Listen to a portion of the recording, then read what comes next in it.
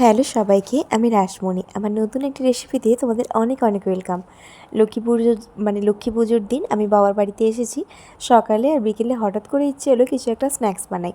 দিদির ছেলে আছে বাড়িতে, ও আমার আগে এসেছে। ও আমার পিছু পিছু ঘুরছে যে মাসি নতুন কিছু বানাবে, হ্যাঁ সেই স্ন্যাক্সটা আমি খাবো। তো চলো রেসিপিটা শুরু করি। প্রথমে কড়াইতে জল দিয়ে জলটা একটু ফুটে যাওয়ার সাথে সাথে তার মধ্যে একটুখানি আদা গ্রেট করে দিয়ে দিয়েছি, লবণ আর কাঁচা লঙ্কা কুচি দিয়েছি। তারপরে আমি এখানে একটা প্যাকেট সুজির হাফ সুজিটা দিয়েছি। এখানে জলটা আমার বেশি পরিমাণ হয়ে গেছিলো, তোমরা জলটা একদম কম দেবে। আর সুজিটা একদম যেভাবে আটা রুটি বেলার জন্য বা ময়দার পরোটার জন্য যে ময়দার ডো বানানো হয় ওইভাবে শক্ত শক্ত বানাবে, যেটা তোমরা হাতে নিয়ে একদম আটা মাখার মতো করে মাখতে পারবে ডোটা।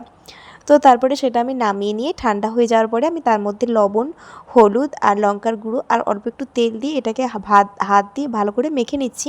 তবে যেহেতু আমার এটা বেশি জল দেওয়ার কারণে একটু নরম হয়ে গেছিলো, তার জন্য না আমি এখানে একটুখানি ময়দা দিয়েছি। ময়দা দিয়ে ডোটা বানানোর মতো করেছি। তোমরা যদি একটু কম জল দিয়ে শক্ত শক্ত করো তাহলে কিন্তু এটা আর ময়দা দেওয়ার প্রয়োজন হবে না। আর নরম হয়ে গেলে তোমরা এভাবে ময়দা বা কর্নফ্লাওয়ার দিয়ে কিন্তু অ্যাডজাস্ট করে নিতে পারো।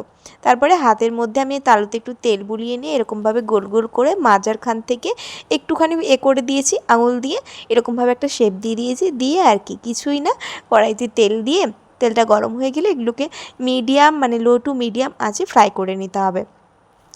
একটু ঝাল ঝাল লাগে, এটা না সস দিয়ে খেতে খুব সুন্দর লাগে। আর আমাদের এত ভালো লেগেছে, সসের দরকার পড়েনি। ভাজার সাথে সাথে আমাদের পুরো প্লেট খালি হয়ে গেছিলো। যদিও বা পরিমাণে কম করেছিলাম, কারণ আমরা তো খাবো তিনজন একটু একটু করে। তো খেতে না খুব টেস্টি হয়েছিল। তোমরা এটা সন্ধ্যেবেলা চায়ের সাথে বা যে ছোটো বাচ্চাকে কিন্তু ফ্রাই করে দিতেই পারো। তো আজকের রেসিপিটা কেমন হয়েছে অবশ্যই কমেন্টস করে জানিও। আমাদের তো এটা খেতে খুব সুন্দর লেগেছে। তোমরা একবার হলেও এটা বানিয়ে ট্রাই করতে পারো। আমাদের তো প্লেট খালি।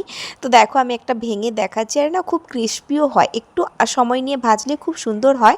তোমরা একবার হলে এটা বানিয়ে ট্রাই করতে পারো। তো চলো আজকের রেসিপি